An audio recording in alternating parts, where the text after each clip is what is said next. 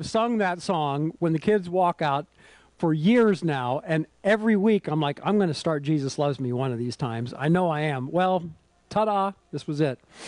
And another thing that this is it today, yes, this is the money sermon. You know, I always tell you, you can count on one money sermon a year, per calendar year, and theoretically, it could be the last Sunday of December and the first Sunday of January, and I got 2 years covered back-to-back in back-to-back weeks. But this year, this might not be the only money sermon. And it's really not up to me. It's up to you. We are building a fellowship hall back here, in case you didn't know. And when we broke ground back about, two and a half months ago or whatever, we had about $130,000 in the building fund. We'd been accumulating that for 3-4 years, something like that, with this in mind. And you see how, when you got here, you see how far along we are in the whole project. You see how far we are, how far we're not.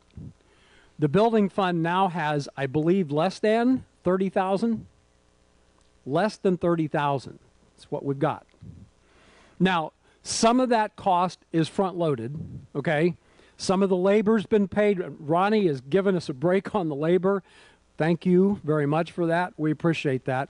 And some of the labor expense has been front-loaded. There's material out there that's been paid for that's not in place yet. So some of it, you know, for that 100,000 roughly that we've spent, there's more than what you can see. But you can see what's left. We are applying for a line of credit. There are other options that we've explored over the last several months about how to fund this. A lot of you are aware that just on the east edge of town over here, there are 20 acres that were given to the church decades ago, and most of it's farmland, and Phil and Kyle farmed that for us. 1962. That is decades ago, isn't it? Yeah. It was given to us in an estate in 1962. We have considered selling that ground to pay for our project back here. But we're not sure right now. The current market value in this area, we're not sure if we would get a fair amount for it. And we're also extremely aware that once we sell that ground, that's gone. That option is never there again for any future project where, you know, we can sell that ground and pay for something else that we have to do. Once we sell it, it's gone. And we're not sure that the timing is right now as far as what we could get out of it. Thus, the line of credit that we're applying for at the bank. I'm going to give you, as part of the sermon this morning, I'm going to give you a glimpse into your church's financial situation. Your regular offering that we take every Sunday goes into the general fund. This pays the light bill. It helps with our brothers and sisters who need help getting a bill paid every once in a while. It pays a guy to preach. It pays another guy to build and organize a worship service. It pays somebody to clean the church every week. It pays a secretary for us, okay? It buys communion supplies and paper towels and 1,000 other little expenses that come up in the course of, you know, a week and a month, okay?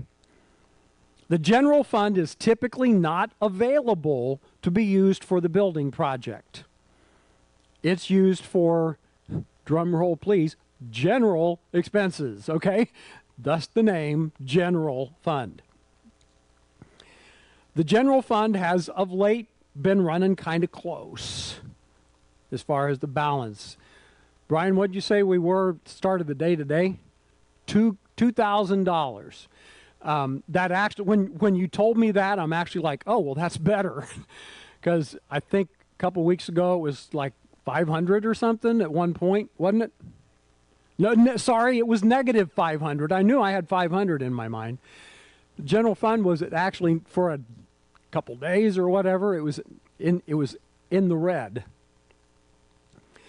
The line of credit, if we use it, and we're in the process of applying, it's close to being finalized as I understand it.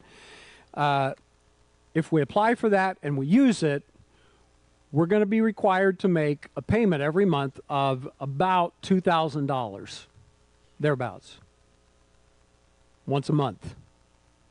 How's your math? It doesn't have to be real good to realize we're in a pinch, right? You can see it. You might be thinking, well, then we never should have started this project. That's a valid thought. We are convinced that we are following God's leading in this. And I say it like that because I don't want you to think that we decided we want to do this and we're dragging God along with us. We do believe that God is leading us to do this for a variety of reasons. As a result, just to let you know how much the church leaders believe God is leading us to this. In our leadership meeting 2 weeks ago today, your leaders set an example for you. We individually made pledges totaling $1,600 a month, above and beyond what we're already giving. I've got to make this clear. We didn't pledge $1,600 from the general fund of your offering to be transferred to the building fund. No. This is out of our own pockets, above what we're already giving to the general fund, what we're already giving to the building fund. We've pledged between us $1,600 a month more just for the building fund. It's a nice total from a small group, but how's your math? It still ain't enough, is it? You understand? If you aren't squirming yet, you will be. I'm going to promise you that. Point blank. You need to step up and give for this project. You. But Mike, we're already giving our tithe. We can't give anymore. We can't afford to give anymore. Well, that could be. Let me fill you in on something that goes on in Mike's heart. I can't speak for you. In Mike's heart. When I say I can't afford to give more, what I really mean is God can't afford for me to give more.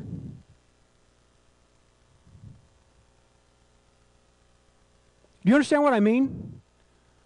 When I say God that I can't give more, what I really mean is I don't trust God to supply my needs if I give more. Does that strike anybody else as wrong? Please say yes, it strikes you as wrong. I'm getting 0 from everybody here. It's a problem, isn't it? To say God can't afford something? Is it the same for you? Are you limiting God? You need to realize something here. I'm not saying you need to give because we want your money. Although we definitely do. The numbers show that. You need to give because you need to see firsthand what God does for the person, for the family that truly gives. Not just donates, not just throws something in when you're here, but truly gives. What's it mean to give? Probably hurt a little. That's probably what it means if you give. If you give, it's going to hurt a little. And there's this matter of the tithe that I mentioned a moment ago. You do realize what that word means. Tithe means 10%. That's the definition of the word tithe. Thus, you'll hear church people talk about tithes and offerings because they're two different things. Okay, two different things. That's what, see, if you make, I'm just going to use easy math here for me because that's the only thing I can do, and I'll still get some of it wrong. Let's just say you make $1,000 a week. And when you come to church, you drop a 5 spot in the plate. And if you're not here, nothing. Okay? Well, you ain't tithing. A tithe on $1,000 is, someone help me, $100. 100. Understand, when you drop money in the offering plate, it ain't a cover charge, folks. You're not paying to be here. Okay, that's not what the point is. You're not putting money in the offering plate because, well, I'm here. They let me in the door, so I better do something. That's not what it is. It's giving to God. That's what you're doing. You are giving to God. Now, I keep saying my math is like horrible. I did some head work on my math this week. Tried to ballpark how many households typically are represented here on a given Sunday and what our offering usually is. And what I came up with, and then I tried to figure, okay, let's do reverse tithing here. Let's back this up. Based on what we give, what are we making here in the average household this week, each week? My math comes up with every household in this church on average it together, we're living on less than $500 a week per household. Folks, that ain't even poverty level anymore. Maybe some of us aren't tithing. Possible? Possible. I didn't expect any head nods on that one, by the way, just so you know. It's a good time to remind you what God said about tithing to the Jews. He said, bring the whole tithe into the storehouse that there may be found bring the whole tithe into the storehouse that there may be food in my house. Test me in this, said the Lord Almighty. And see if I'll not throw open the floodgates of heaven and pour out so much blessing that there will not be room enough to store it. Now that was to the Jews. The Jews were instructed to give 10%. You know what that is? It's called a starting point for Christians now. Did you realize that? That's the starting point. Tithes and offerings. If you are thinking that has not proved true in your life, think again about whether or not you actually tithe by definition, or if you're just given some small or random amount. You need to commit to more beyond what you're already giving, and possibly this can get you closer to, or maybe even all the way to, 10%. And then you'll be able to see firsthand just what God can do. If you're already giving 10%, great, that's awesome. Now you got a chance to see what God can do when you give more. See, you thought you was off the hook. You might be wondering, now, Mike, is that 10% of net or 10% of gross? You know what? I don't care right now. I just want to get you to 10% of something that's not what you spend on coffee each week. I'll give 10% of what I spend on coffee. Nope, doesn't work, okay? That's not what we're looking for. 10% of something, net, gross, whatever. I'll let God deal with the net and gross in your heart later. Let's get to 10% of something. And by the way, young people, you got a job? Guess what? You can tithe. You can tithe. You should. Why do you think you do it as an adult if you don't do it as a kid?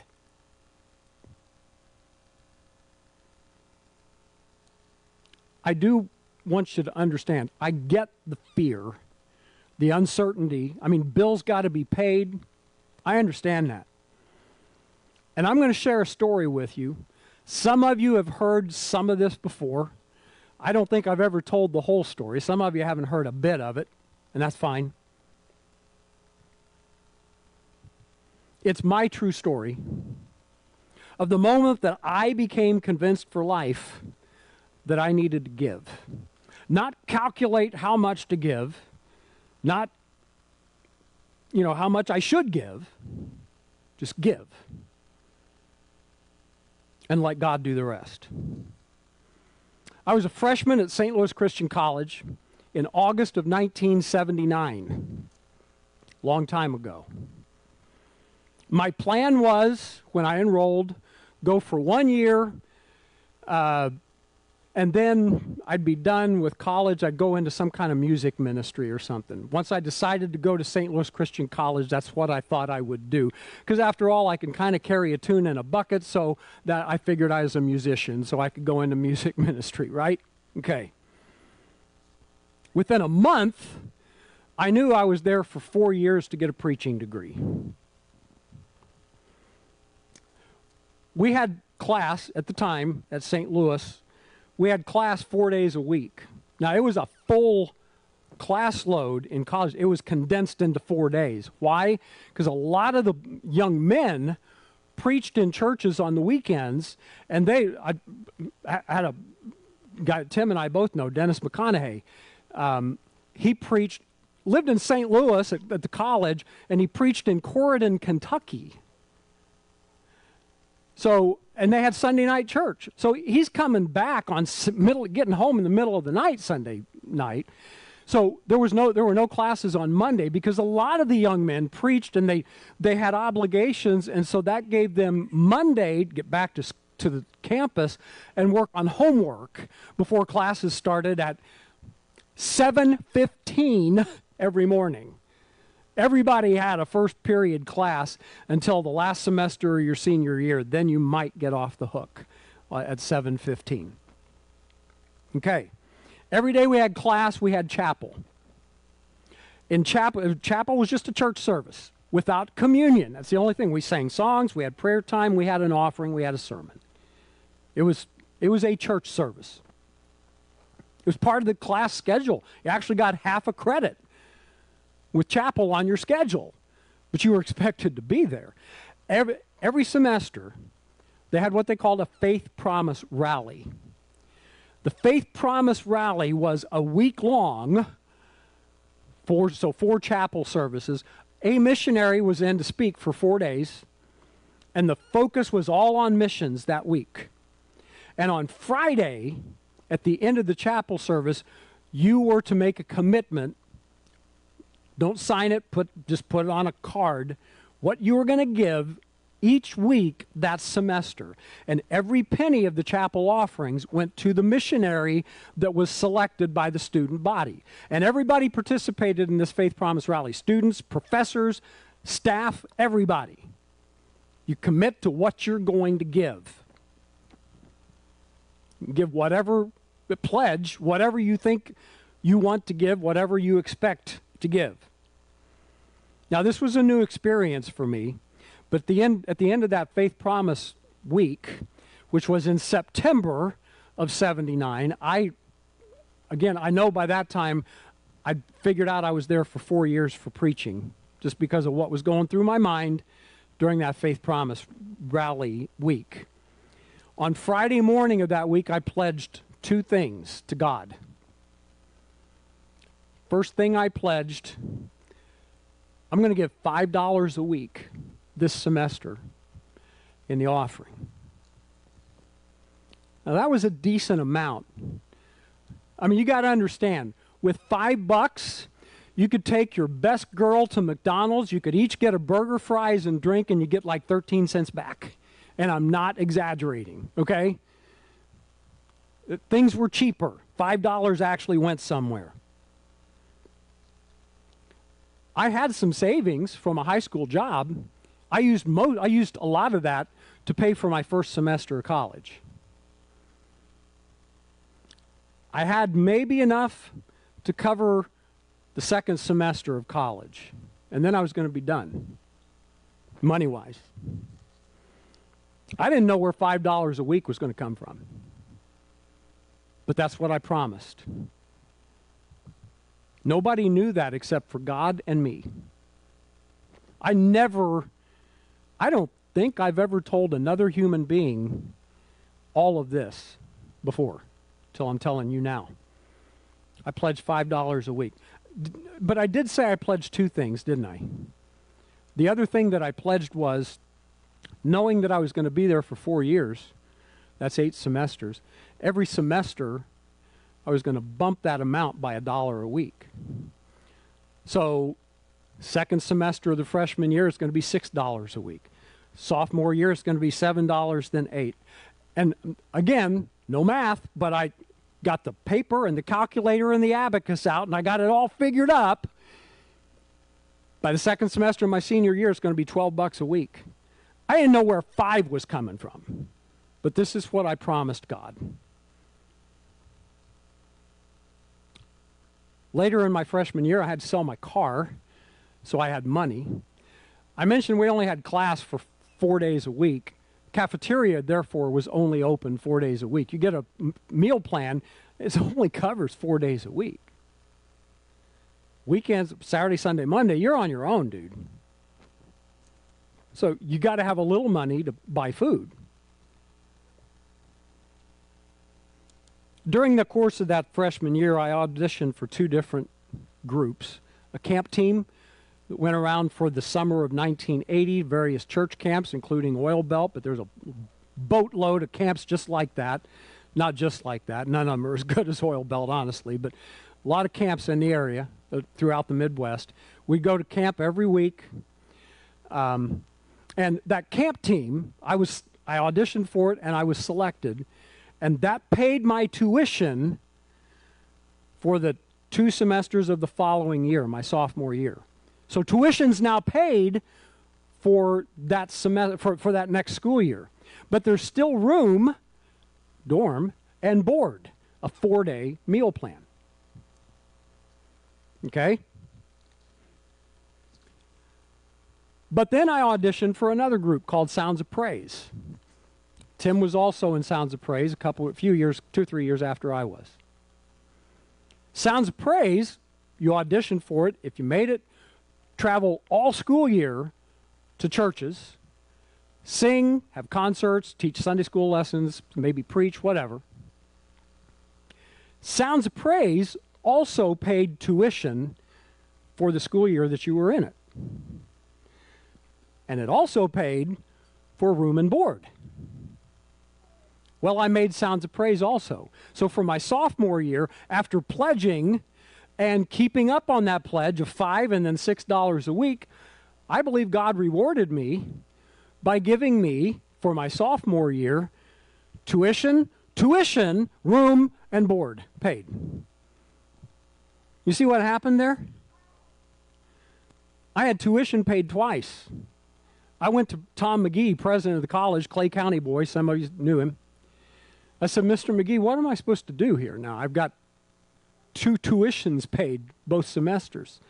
He said, we're going to give you a credit in the bookstore, and you can buy textbooks and other books, commentaries and stuff. He said, you can't go buy Velements, but you can buy books. That's it, books. But I'm going to tell the ladies in the bookstore, they know you're going to have this credit. That's awesome. Because now, not only is tuition paid and room and board, but textbooks and other books that professors would recommend, commentaries and references and stuff. So it was a really good deal. The next summer, I tried out for camp team again and made it. And I was in Sounds of Praise again. So that credit in the bookstore just kept jumping every semester. After my junior year, I went to Africa for a missionary internship. That was also through the college, for college credit. It also paid tuition for 1 semester of the next year, my senior year. You see what God's doing to me here? He's supplying my needs just as He promised.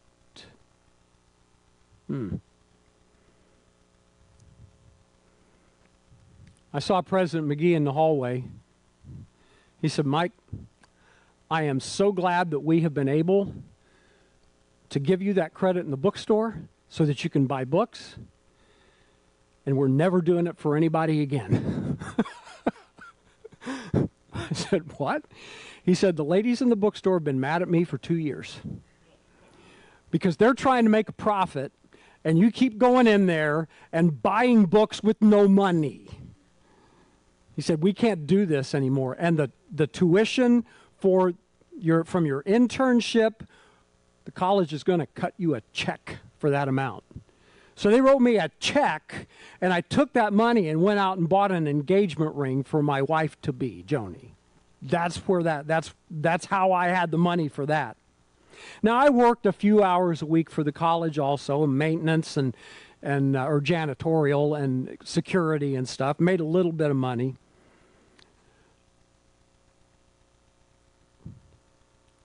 Second semester of my junior year, if you're doing math, I'm up to $10 a week now, okay? That's what I'm up to. There were times all through the 4 years that I would fall behind a week or two, but I always caught up. And I learned real fast, the higher that amount goes, the more when you fall behind, the more it hurts to catch up. But I always caught up. There was second semester of my junior year, I'm up to $10 a week, and I'd missed a week. I was behind. And it was Friday, and I was sitting there in chapel, and they were getting ready to pass the offering plate. I had a 20 in my wallet. And I don't mean I had a 20 in my wallet and then there was other money in the bank. No, I had $20 to my name. I had $20. And I owed $20 in that offering. Here comes the offering plate. I just took a deep breath, dropped the 20 in the plate. I'm like, good, now I'm not behind. And there goes lunch and supper tomorrow, and lunch and supper on Sunday and Monday. Doesn't matter because I didn't have a car anyway to go someplace to get food, right? That afternoon, Sounds of Praise, the group I was in, we were going to have an afternoon practice before we went out for the weekend. And we had to set up all the equipment. We had instruments and sound equipment and speakers and everything. And since it was an Friday afternoon, just if you didn't have class, go into the chapel, set up what you could. That was the arrangement. So I went in there after lunch, and I'm laying out mic cords and setting up soundboard and equipment and everything. I'm the only one in the chapel. I look up at the back of the chapel, and there's my dad standing there waving at me. Now, I went to college for 4 years in Florissant, Missouri, at St. Louis Christian College, and in 4 years, my dad showed up unannounced on campus one time, and it was that day. I dropped what I was doing. I went back to the back. I said, Dad, what are you doing here? And he said, well, he's a vacuum cleaner salesman, door to door. He said, I was working in the area here. I thought I'd just stop in and say, hey. I'm like, well, yeah, okay, hey, good to see you. And he said, I thought you might be able to use this. Anybody that does not know, if you know, keep your mouth shut. Anybody want to guess what he handed me that afternoon? $20.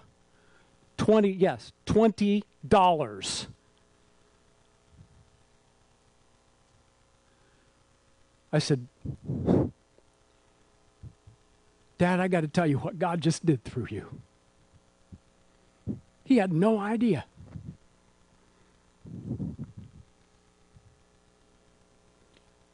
I am honored to say that when I graduated at the end of my senior year, I didn't owe a penny of that pledge.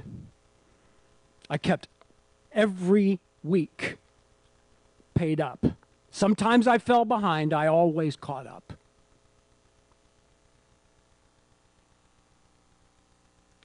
I kept the word of that stupid 18-year-old freshman. Since that Friday in 1982,